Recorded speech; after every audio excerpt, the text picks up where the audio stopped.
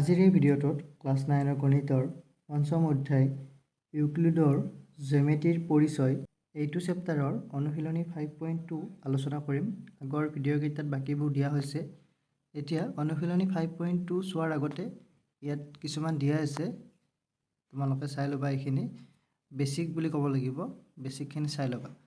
ইয়াত মই আৰু কিতাপত চাই থকা নাই, ইয়াত শেষত যিটো দিয়া আছে সাৰাংশত তাৰ পৰা মই বুজাই দিম বাৰু। ইয়াত এইখিনিলৈকে আমি বেছিক ভিডিঅ'টোৰ আগৰ যিটো প্ৰথম বেছিক ভিডিঅ' দিছিলোঁ তাত মই এইখিনিলৈকে বুজাই দিছিলোঁ। ইউক্লিডৰ স্বীকাৰ্যবোৰ, ইয়াত স্বীকাৰ্যবিলাক গোটেইবিলাক মই বুজাই দিছিলোঁ। নেক্সট তোমাৰ 6 নম্বৰ পইণ্ট এটা দিছে ইয়াত, ইউক্লিডৰ পঞ্চম স্বীকাৰ্যৰ দুটা সমতুল্য উক্তি। ইয়াত দুটা সমতুল্য উক্তি দিয়া আছে। প্ৰতিডাল ৰেখা এল আৰু ইয়াৰ ওপৰত নথকা প্ৰতিটো বিন্দু পিৰ বাবে এডাল একক ৰেখা এম পোৱা যায়, যি পি বিন্দুৰ মাজেৰে যায় আৰু এলৰ সমান্তৰাল। তাৰপিছত আৰু এটা পইণ্ট দিয়া আছে, দুডাল নিৰ্দিষ্ট কটাকটি কৰা ৰেখা একেডাল ৰেখাৰ সমান্তৰাল হ'ব নোৱাৰে। এইখিনি একেবাৰে চিম্পল, ইয়াত আৰু বেছি বুজাব লগা নাথাকে। দুডাল নিৰ্দিষ্ট কটাকটি কৰা ৰেখা, এইডাল ৰেখা এইডাল ৰেখা, সিহঁতে যদি কটাকটি কৰিছে তেতিয়াহ'লে এই দুডাল ৰেখা কেতিয়াও সমান্তৰাল হ'ব নোৱাৰে, সেইটো কথা। তাৰপিছত প্ৰতিডাল ৰেখা এল আৰু ইয়াৰ ওপৰত নথকা বিন্দু পিৰ বাবে এডাল ৰেখা ধৰা এল আৰু ইয়াৰ ওপৰত নথকা এটা বিন্দু পি, এইটো বিন্দু পি, বুজি পাইছা? পিৰ বাবে এডাল একক ৰেখা এম পোৱা যাব। এই পিৰ বাবে, এইটো পি বিন্দুৰ বাবে এডাল এম ৰেখা পোৱা যাব, যি পি বিন্দুৰ মাজেৰে যায় আৰু এলৰ সমান্তৰাল, অৰ্থাৎ পিৰ মাজেৰে যাব আৰু এইডালৰ সমান্তৰাল হ'ব। সমান্তৰাল মানে বুজি পোৱা, ইয়াত ইহঁতে কেতিয়াও কটাকটি নকৰে আৰু ছেম ডিষ্টেঞ্চত আগবাঢ়ি গৈ থাকিব, বুজি পাইছা? অৰ্থাৎ এইডাল পি বিন্দুটোৰ ৰেখাডাল এনেকুৱা হ'ব নোৱাৰে, বুজি পাইছা? এইডাল যদি এনেকুৱা হৈ যায় তেতিয়াহ'লে তোমাৰ ইয়াত কটাকটি কৰিব, এনেকুৱা হ'ব নোৱাৰে। কেৱল এডাল ৰেখাই পোৱা যাব যিডাল তোমাৰ এলৰ সমান্তৰাল হ'ব, সেইটো কথা। এইখিনি একেবাৰে চিম্পল। তাৰপিছত আৰু এটা দিছে 7 নম্বৰ পইণ্ট, সেইটো কৈছে যে ইউক্লিডৰ প্ৰথম 4টা স্বীকাৰ্য প্ৰয়োগ কৰি, ইউক্লিডৰ 5টা স্বীকাৰ্য দিয়া আছে কিতাপত, ইয়াত দেখিছা, এইটো 4টা, এইটো 5 নম্বৰ। এইকেইটা 4টা স্বীকাৰ্য তোমালোকক মই বুজাই দিছোঁ, তোমালোকে চাই ল'বা। চ' ইয়াত দিছে ইউক্লিডৰ প্ৰথম 4টা স্বীকাৰ্য প্ৰয়োগ কৰি পঞ্চম স্বীকাৰ্য প্ৰমাণ কৰা সকলো প্ৰচেষ্টা বিফল হৈছিল। অৰ্থাৎ এই 4টা প্ৰয়োগ কৰি পিনে এইটো স্বীকাৰ্য প্ৰমাণ কৰিব পৰা নাছিলে, কিন্তু তাৰ যোগেদি আন বহুতো জ্যামিতিৰ সৃষ্টি হ'ল, যাক অ-ইউক্লিডীয় জ্যামিতি বুলি কোৱা হয়। অৰ্থাৎ তোমাৰ এইটো প্ৰমাণ কৰিব নোৱাৰিলে, কিন্তু তাৰ যোগেদি তোমাৰ জ্যামিতিৰ বহু বেলেগ বস্তু সৃষ্টি হৈছে, যিবিলাক তোমাৰ ইউক্লিডৰ জ্যামিতিত নাহে, সেইটোক তোমাৰ অ-ইউক্লিডীয় জ্যামিতি বুলি নাম দিছে, নন ইউক্লিডিয়ান জ্যামিতি, বুজি পাইছা? ইয়াত ধুনীয়াকৈ ব্যাখ্যা কৰা আছে কিতাপত, তোমালোকে চাই ল'বা। ইয়াত দি দিছে ইউক্লিডে তেওঁৰ 28টা উপপাদ্য প্ৰমাণ কৰিবলৈ পঞ্চম স্বীকাৰ্যটো ব্যৱহাৰ কৰা নাছিল। চ' এইবিলাক ভালদৰে ডিটেইলছত দিয়া আছে। এইবোৰক অ-ইউক্লিডীয় জ্যামিতি বোলা হয়, যিবিলাক তোমাৰ ইউক্লিডৰ জ্যামিতি ইউজ নহয় সেইবিলাকত। আৰু অ-ইউক্লিডীয় জ্যামিতি এইবিলাক তোমালোকে ডিগ্ৰী লেভেলত এইবিলাক পাই যাবা তোমালোকে। ইয়াত এটা জাষ্ট চিম্পল কথা দিয়া আছে, এইটো চোৱা, এইটো এটা গোলক, এই গোলকটোৰ তোমাৰ ইয়াত মাজতে কাটিছে, কটাৰ পিছত এইডাল এনেকুৱাকৈ বক্ৰৰেখা হৈছে, বুজি পাইছা? ইয়াত 90 ডিগ্ৰী কৰি আছে, কিন্তু তোমালোকে এইটো ত্ৰিভুজ চোৱা, এইটো এটা ত্ৰিভুজ হৈ আছে। ত্ৰিভুজ হৈ থাকিলে এইটো 90 ডিগ্ৰী, এইটো 90 ডিগ্ৰী, দুটা কোণত তোমাৰ 180 ডিগ্ৰী হৈ আছে, আৰু এটা কোণ লগ লগালে তোমাৰ 180তকৈ বেছি হৈ যাব। কিন্তু আমি আগতে পাইছিলোঁ যে ত্ৰিভুজৰ 3টা কোণৰ সমষ্টি তোমাৰ 180 ডিগ্ৰী, সেইবিলাক তোমাৰ ইউক্লিডৰ জ্যামিতিত নপৰে। চ' সেইবিলাকক অ-ইউক্লিডীয় জ্যামিতি বুলি নামকৰণ কৰিছে। আৰু তাৰ বিষয়ে কুৱেশ্যন এইবিলাক পঢ়িব পাবা তোমালোকে। স্পেৰিকেল জ্যামিতিত তোমালোকে এইবিলাক পাই যাবা। ডিগ্ৰী লেভেলত তোমালোকে এইবিলাকৰ ডিটেইলছত পঢ়িব পাৰিবা, ইয়াৰ কুৱেশ্যন ছল্ভ কৰিব পাৰিবা। চ' ইয়াত দেখিছা এইবিলাক দি দিছে, ইয়াত 90 + 90 = 180 ডিগ্ৰী, কিন্তু ত্ৰিভুজৰ কোণৰ সমষ্টি 180 ডিগ্ৰী, বুজি পাইছা? So' angle A + angle B = 180 degree. So' ইয়াত লিখি দিছে শেষৰ এটা লাইন, সেয়েহে ইউক্লিডৰ জ্যামিতিৰ অস্তিত্ব কেৱল সমতল আকাৰবিলাকতহে থাকে, বক্ৰপৃষ্ঠত ইয়াৰ স্থিতি লোপ পায়।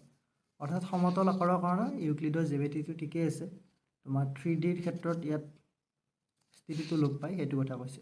স্থিতি লোপ পোৱা মানে তোমাৰ ইয়াৰ ইউক্লিডৰ জ্যামিতিৰ দ্বাৰা ইয়াক বৰ্ণনা কৰিব নোৱাৰি, বুজি পাইছা। আমি বেলেগ সহায় ল'ব লাগে। অইউক্লিডীয় জ্যামিতি যাক আমি নাম দিছোঁ সেইবিলাক তোমালোকে পিছত পাই যাবা।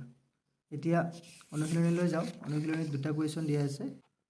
প্ৰথমটো আছে 1 নম্বৰত চোৱা, ইউক্লিডৰ পঞ্চম স্বীকাৰ্যটো সহজে বোধগম্য হোৱাকৈ তুমি কেনেকৈ পুনৰ লিখিবা। এতিয়া ইউক্লিডৰ যিটো পঞ্চম স্বীকাৰ্য আছে সেইটো তোমাৰ বহুত দীঘলকৈ দিয়া আছে। স্বীকাৰ্যটো এইটো, যদি এডাল ৰেখা আন দুডাল ৰেখাৰ ওপৰত আপতিত হয় আৰু ই সৃষ্টি কৰা একেফালৰ অন্তঃকোণ দুটা একেলগে লৈ দুই সমকোণতকৈ কম হয়, তেন্তে ৰেখা দুডাল অসীমভাৱে বঢ়াই দিলে যি ফালৰ অন্তঃকোণৰ সমষ্টি দুই সমকোণতকৈ কম সেইফালে ৰেখা দুডাল মিলিত হ'ব।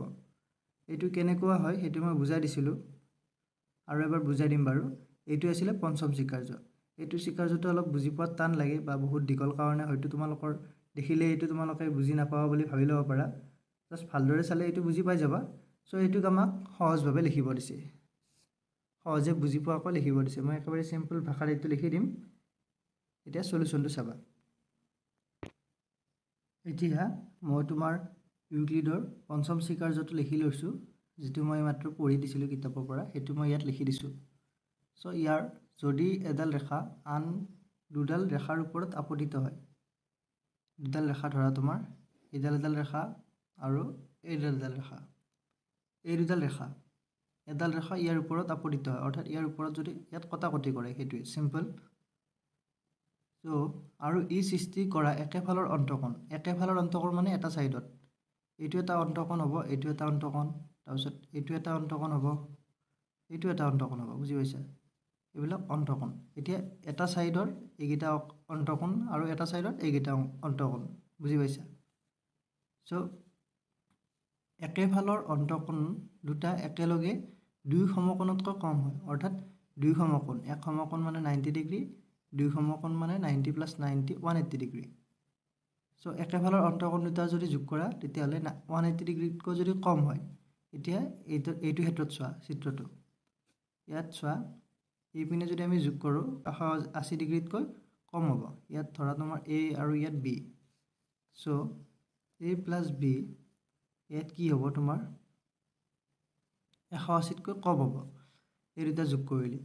তেতিয়াহ'লে কি হ'ব, তেন্তে ৰেখা দুডাল অসীমভাৱে বঢ়াই দিলে, এইখিনি ৰেখা যদি আমি এনেকৈ বঢ়াই দিওঁ, এইটো যদি এনেকৈ বঢ়াই দিওঁ, তেতিয়াহ'লে যি ফালৰ অন্তঃকোণৰ সমষ্টি দুই সমকোণতকৈ কম, অৰ্থাৎ এইফালে যিপিনে তোমাৰ 180 ডিগ্ৰীতকৈ কম হ'ব যোগফলটো, সেইপিনে তোমাৰ ৰেখা দুডালে কটাকটি কৰিব। আৰু যদি এইপিনে বঢ়াই দিয়া তেতিয়াহ'লে এইপিনে কটাকটি নকৰে, আগবাঢ়ি গৈ থাকিব, সেইটোৱে কৈছে। চ' এইখিনি কথা একেবাৰে চিম্পলি লিখিব পাৰিবা তোমালোকে। মই এইটো চিম্পলি লিখি দিছোঁ বাৰু। চ' এইটো তোমালোকে এনেকৈ লিখিব পাৰিবা, যেতিয়া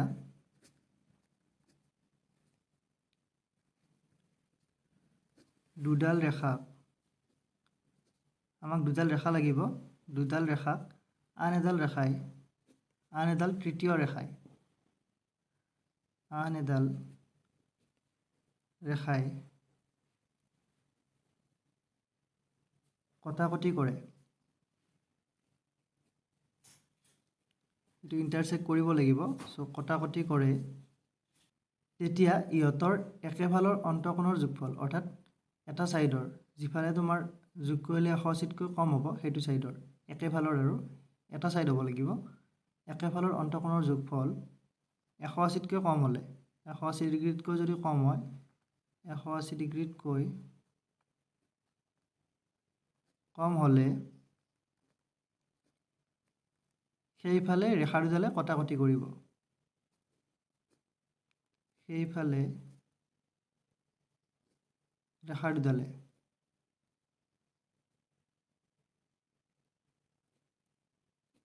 কটাকটি কৰিব, বুজি পাইছা। চ' এইখিনি বস্তুকে মই এনেকৈ লিখি দিছোঁ, তোমালোকে ইয়াতকৈ ভালকৈ লিখিব পাৰিবা। জাষ্ট মই একেবাৰে চিম্পলি তোমালোকে বুজি পোৱাকৈ লিখি দিছোঁ।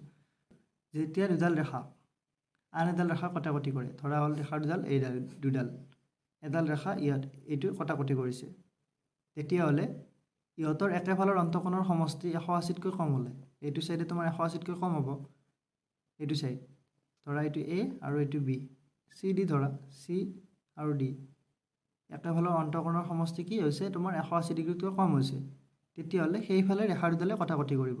এই দুডাল যদি বঢ়াই দিওঁ, বঢ়াই দিয়াটো লিখা নাই, তেতিয়াহ'লে তোমালোকে লিখি দিব পাৰিবা সেইফালে ৰেখা দুডাল বঢ়াই দিলে সেইফালে কটাকটি কৰিব, তেনেকৈ লিখি দিব পাৰিবা। এইটো তোমালোকৰ কথা, বা এনেকৈ থাকিলেও হৈ যাব, সেইফালে ৰেখা দুডালে কটাকটি কৰিব। বা তোমালোকে এইখিনি লিখি দিব পাৰিবা ৰেখা দুডাল বঢ়াই দিলে সেইপিনে কটাকটি কৰিব। চ' এইপিনে বঢ়াই দিলে ইয়াত ইণ্টাৰচেক্ট হ'ব, বুজি পাইছা? আৰু এইপিনে বঢ়াই দিলে এইটো গুচি যাই থাকিব, এনেকৈ গুচি যাব, ইয়াতে কেতিয়াও কটাকটি নকৰে। বুজি পালা? চ' আজি ভিডিঅ'টোৰ এইখিনিয়ে। নেক্সট ভিডিঅ'ত মই কুৱেশ্যন নম্বৰ 2টো আলোচনা কৰিম। আশা কৰোঁ ভিডিঅ'টো চাই ভালদৰে বুজি পাইছা। যদি ভিডিঅ'টো ভাল লাগিছে তেতিয়াহ'লে like, comment, share and subscribe কৰি দিবা। Thank U.